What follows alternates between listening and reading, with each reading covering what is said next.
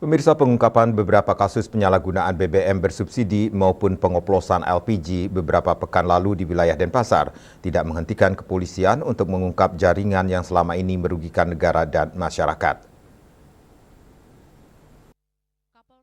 Denpasar Kombes Pol Leonardo David Simatupang mengatakan, meski telah berhasil membongkar penyalahgunaan solar bersubsidi maupun mengungkap 3 tempat pengoplosan LPG 3 kg di Denpasar dalam pekan ini dengan menetapkan 8 tersangka. Pihaknya tidak akan berhenti sampai di situ. Ia akan terus mengembangkan kasus ini dan mengejar penampungnya.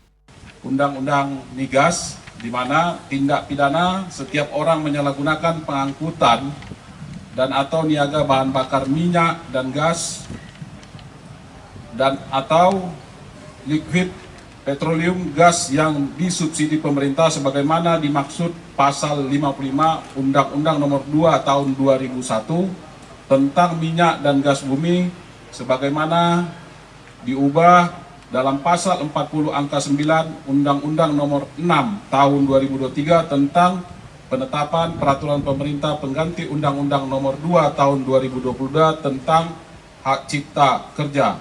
Ancaman hukuman 6 tahun.